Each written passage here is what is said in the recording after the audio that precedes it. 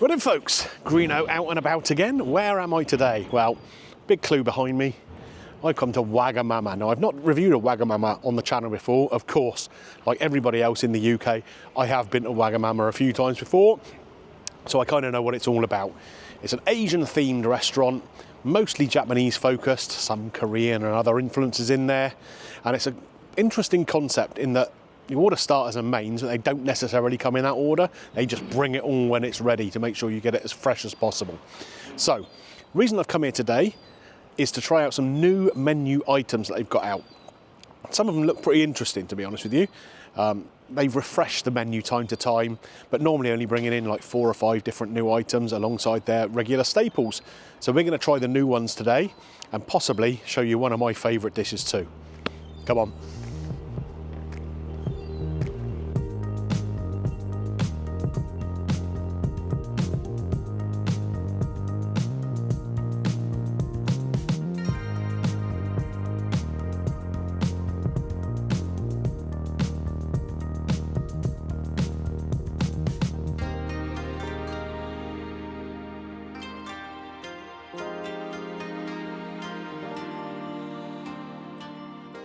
Well then folks, in and seated of course.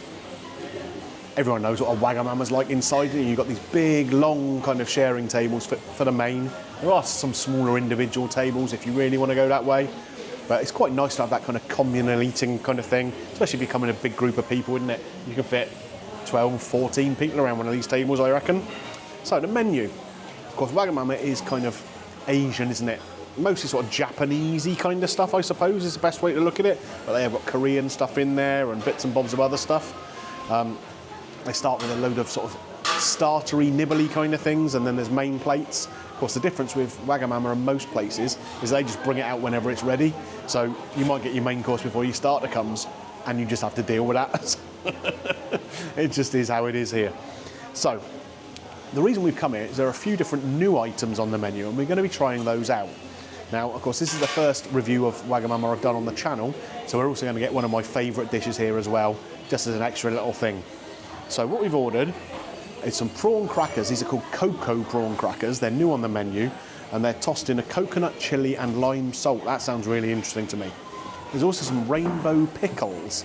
Now, I'm not quite sure whether that's really a starter or not, or just a little side kind of thing, but it's mooli, cucumber, aubergine and turnip pickled in a sweet and sour vinegar. Now that's a really interesting combination of vegetables, isn't it? So we're going to be giving that a try too.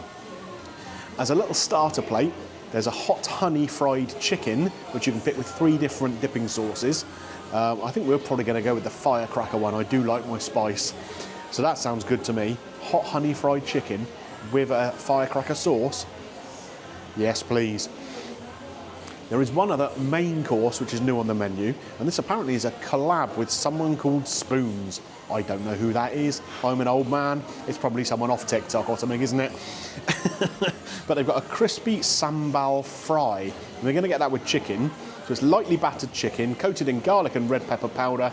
It's got a tomato sambal with it, pickled slaw, coconut rice, all sorts of good stuff going on. So that should be instant to try. And the favourite one I'm going to get, which isn't new on the menu, but it's just delicious, is a pad thai. Chicken and prawn. Sorry to interrupt. No worries, thank you. Right, you probably saw in the background a guy sneaking up with green tea. Now this is something you get in Wagamama, and it's free. Oh, it smells all right too. Have a little taste. It's going to be boiling hot. It's just been made. But they bring it to you in these nice little Japanese kind of serving vessels. And it's a very light, kind of refreshing tea. Just something to sip at as you're going along. And like I say, you don't have to pay for it. Bonus. Well then folks, the filming's probably going to be a little bit more disjointed than it might normally be, because of course food just comes as and when here. So I've been brought over the prawn crackers to start. And as you can see on here, there's a seasoning that's been put on there. That's the coconut and chilli and lime, I think they said it was. So sounds pretty interesting, that. Let's give it a try. I do like a prawn cracker. Wow. That's really interesting, actually.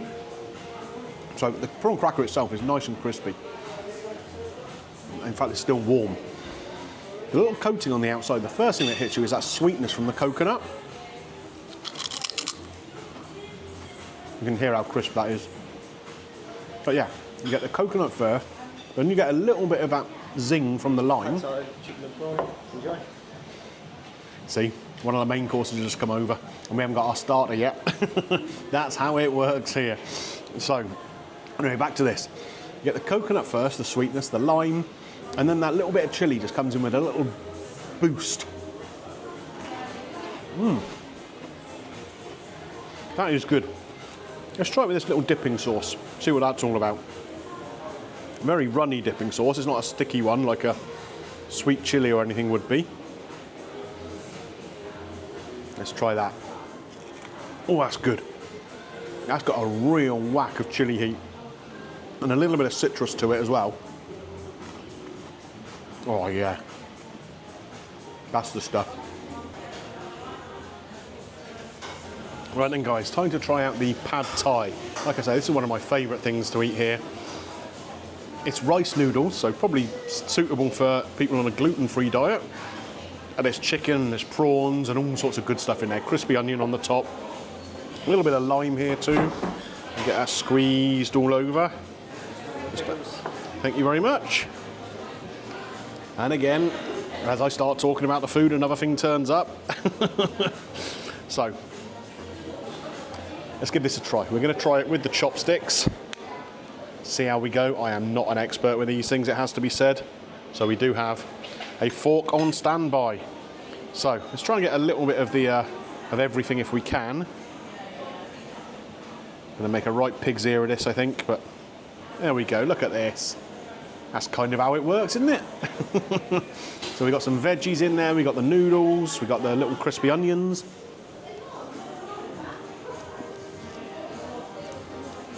Hot honey chicken fire cracker. Thank you. It's like a little production line going on here now, isn't it? So the noodles themselves, they've got a nice chew to them. They're not sort of soggy at all. The veggies are nice and crispy. They've not been overcooked at all. Nice little zing from that lime. And over the top of it, we've got fresh mint, which adds a really interesting fresh flavour.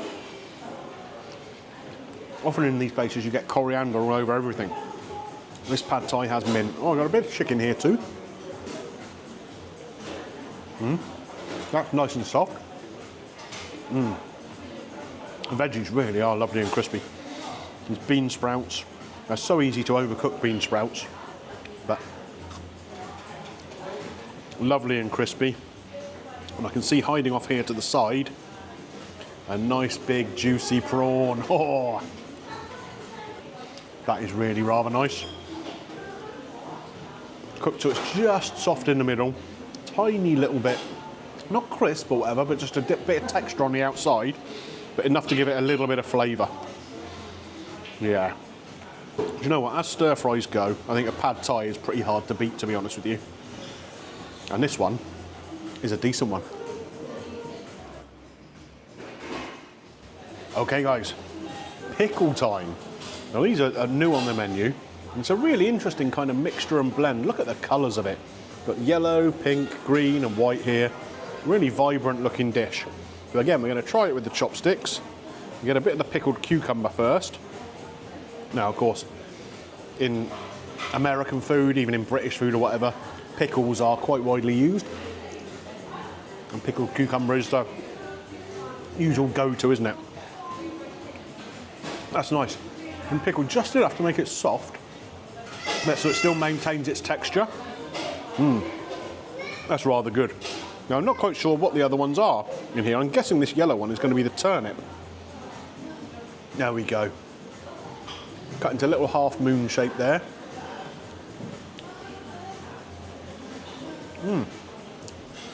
Earthy kind of flavour. Nice tang from the vinegar.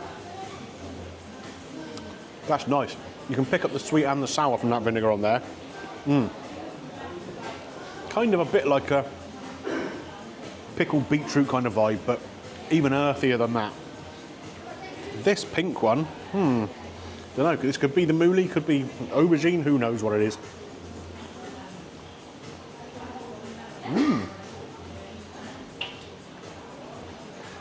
That's an unusual but really appealing flavour. Very fresh tasting. That could be aubergine. I don't know. It's hard to tell. I don't eat raw aubergine very often. Or maybe this is the aubergine. Who knows? That could have been the mouli. I think it is that way round. Because this white one is softer. I'm going to assume that's the aubergine. Aubergine goes quite soft, doesn't it? Please, go ahead. Thank you. Nice one, thank you. That's everything now on the table. So yeah, so I think the pink one being a bit crunchy was probably the mouli, and the white one was the aubergine. Each of them, it's the same pickling process involved in all of them, but there's different textures and different flavours from the vegetables that you can still pick out. That's a really nice, clever little side dish, that.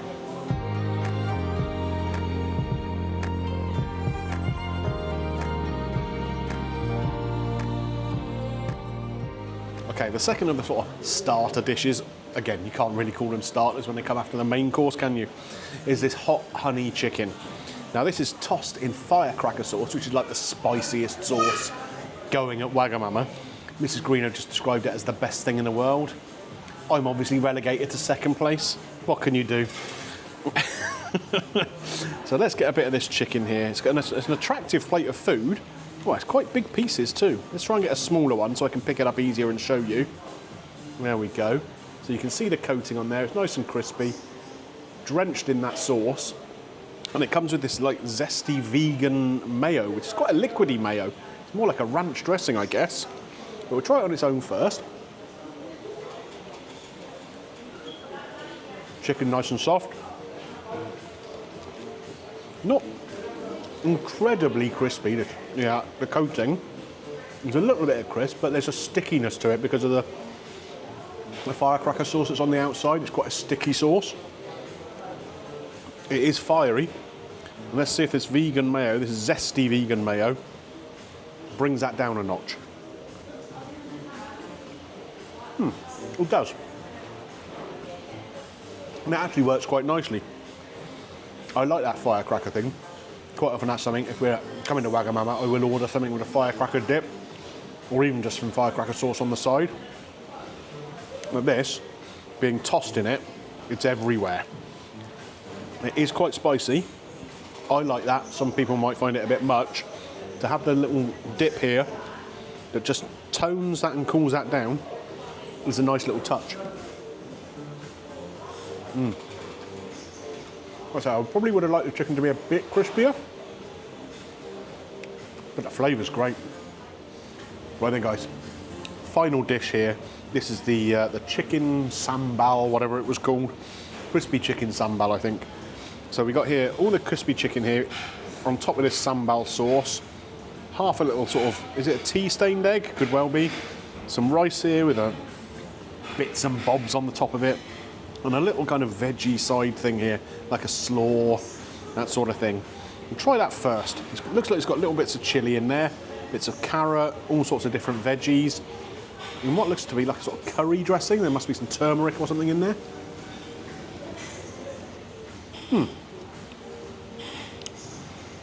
Not bursting with flavour, but fresh.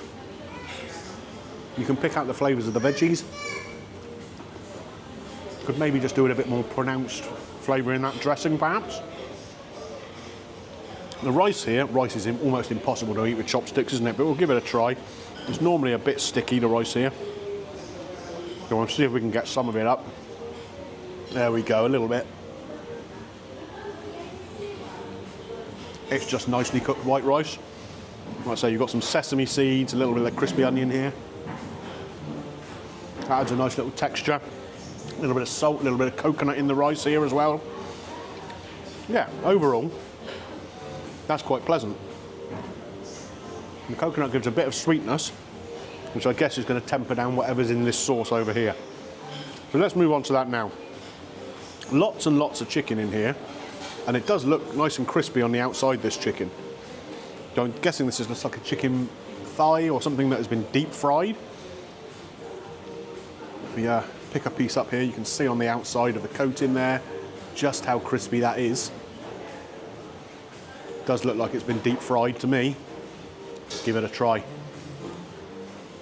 Being a chicken thigh, it's got a slightly more intense chickeny flavour than chicken breast would have.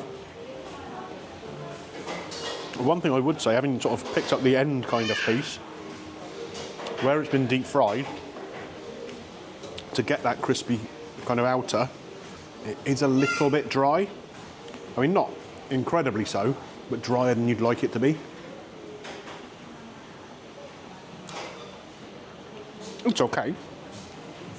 I just wouldn't get too excited about it. The sambal, the tomatoey sauce, that's good. That's not happening with chopsticks. You can't eat a sauce with chopsticks, can you? Get in with a fork. This is a tomatoey, oniony kind of thing. I guess there's going to be some kind of spicing in there too. Let's give it a try.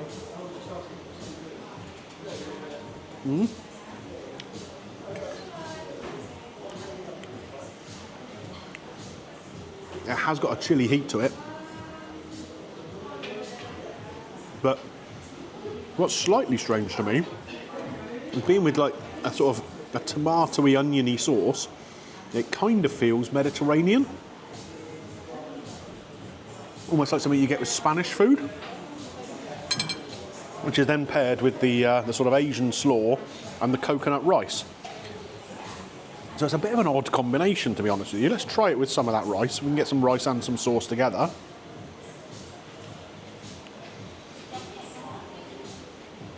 Yeah, that doesn't quite work for me. It's a bit sweet. You've got sweetness in the tomatoes, sweetness in this rice with the coconut. It doesn't just quite marry up with the chilli and the onion, but individually it's fine. Right then, folks, so we finished up, settled up, and we're out in this kind of square area outside the restaurant now. Now, I'm lucky I'm not here in the summer, because where I'm actually stood on top of a fountain.